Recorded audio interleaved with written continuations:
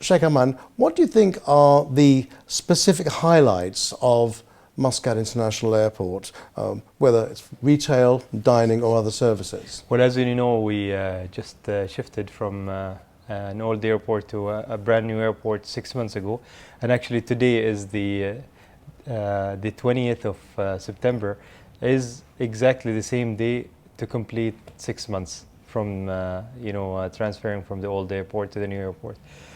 The new airport is totally a different ball game. It actually offers lots of products, and passengers are really happy. They're really excited when they come to the duty free. They look at the varieties, they look at the brands, they actually enjoy shopping. The ambience of the shopping, the products, the way they are actually displayed. I mean, we get lots of compliments lately from the brands that we hold, which are actually not even in the main market in the country. You're 6 months young, as you said. What lessons have you learned in that period in terms of the commercial offer? I think we always need to make new products, new offers. Do certain marketing schemes. I think whenever we do such thing, we attract lots of customers, and the main thing is what we're working in along with the duty free is to process the passengers quickly so that they have more dwell time in the retail and food and beverage. So are you seeing a significant increase in the average transaction? Of course. We just did just a small tweak in our processes, and it really made a big difference, and the sales have increased to 20%. Passengers were going to their gates in the first 4 months. Now they are staying in the main central area, and they spend. Well, you've got a good dining offer as well, actually. There's quite a robust offer. Yes. In terms of the types and range of food and beverage Yes. outlets. If you see in the airport, we have actually two sides. One is the fast food, quick, lower costs. On the other side, it's fine dining and decent food.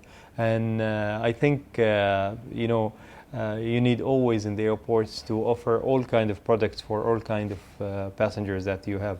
How has this been received in the live facility right now? I mean, what are the particular features that draw out the best of Oman, and has the execution matched your original ideas?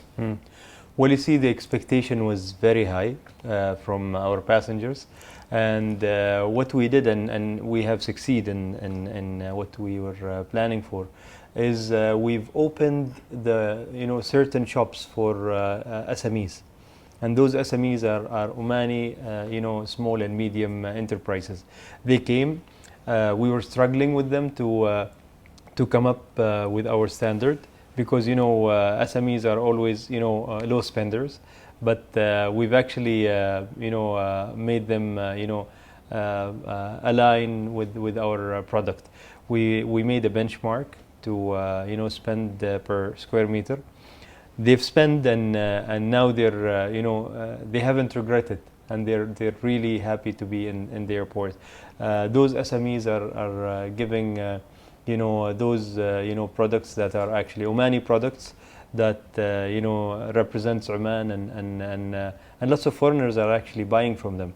And duty free is also putting a corner for Omani products. But in terms of the design of the airport, there are lots of Omani features that are built into the architectural structure.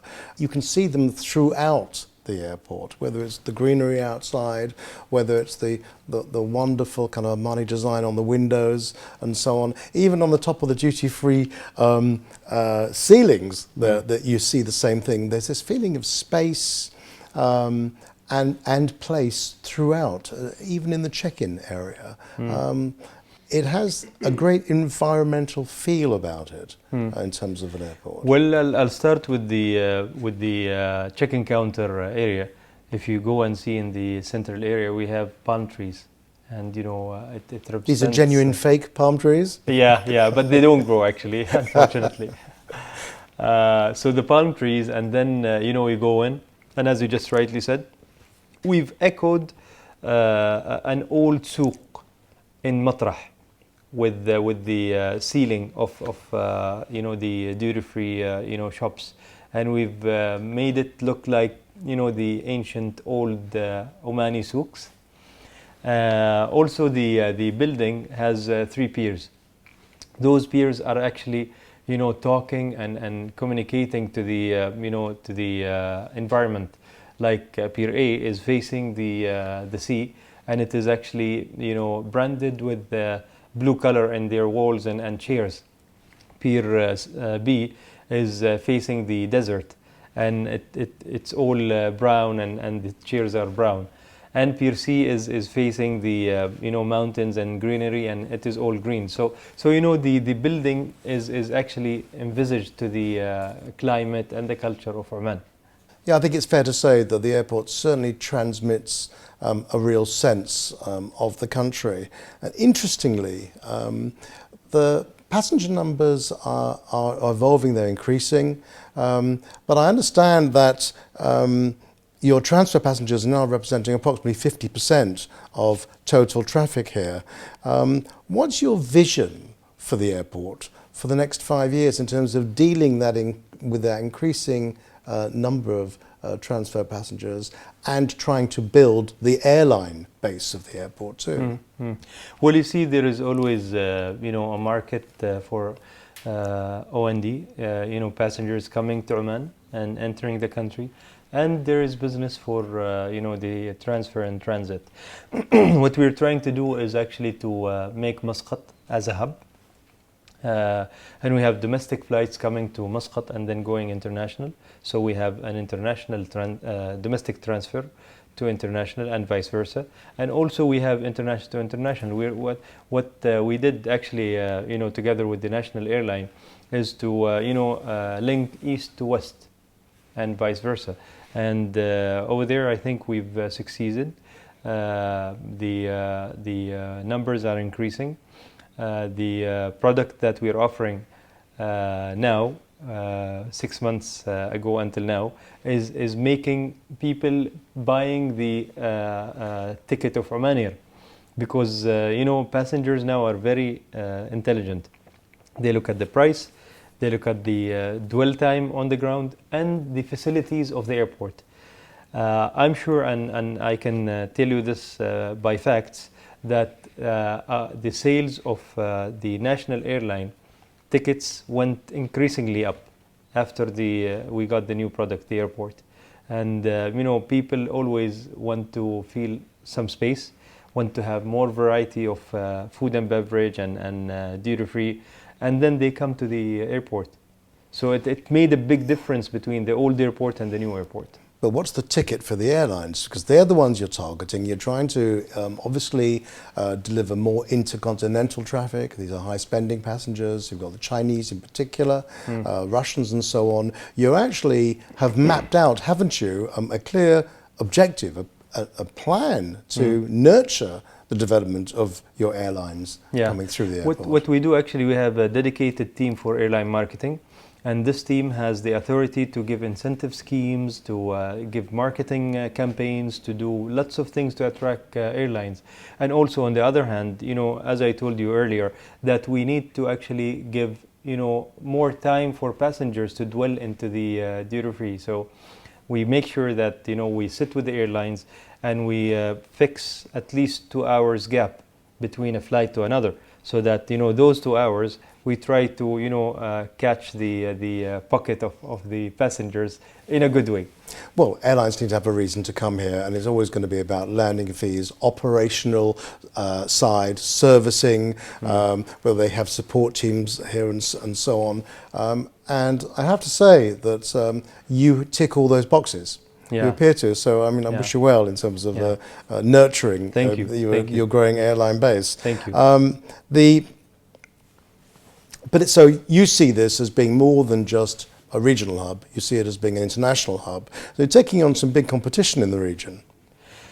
The competition is big. We have 3 giant airlines in the region, but I think we are different in our offerings. You know, the offer that we give is, first, good price.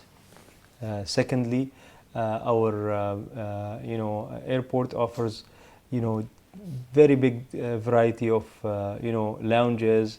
We have a hotel. We have a spa in the hotel. We have a swimming pool. We have lots of heritage in Oman if people are coming into the country. And I think the product that we offer is totally different than the other airlines that are in the region. I think the region is coming to a situation where airline marketing will be a big player. What we do here in Oman airports, we try to leverage on different airlines, because if you actually leverage in just a national airline, and God forbid something happened to it, you will be ending up with a low Yes. profile of passengers. So we always try to balance between our offerings. We've talked about the Russians, we've talked about the Chinese, but where do you actually see passenger growth coming from? I see it actually coming from Asia a lot nowadays, and second is Europe. There is an untapped market in Africa where we're actually trying to target right now. Airports, they do certain tricks where they bring the high spending passengers to a gate next to high fashion avenue or retail, and it really makes a difference. That's just good, sensible marketing. Yeah. It's just It does. the clustering there Yes, makes yes. sense. It depends where do you stop the aircraft, and if it is stopped next to a high-end fashion and the spending power is strong, believe me, passengers would love to spend, because they're always conscious on time in the airports. When am I getting in? When am I getting out? And what is the comfort time that I have to go and do shopping? Are high-end boutiques on your shopping list? Oh yes, and there is something coming on the way, hopefully. One last question. If there was, in one sentence, that you could say a defining quality to what the new airport represents, what would it be? People. People that work here, they're very generous, they're very hospitable, they're welcoming, and our brand is people. I always tell my staff, I don't need to put you in any of the training courses. Just be Omanis and be yourself. Like you're welcoming people in your houses, welcome them here in the airport. A good moment on which to end the interview. Sheikh Aimen, thank you for your time. Thank you. Thank you. All the best. Thanks a lot.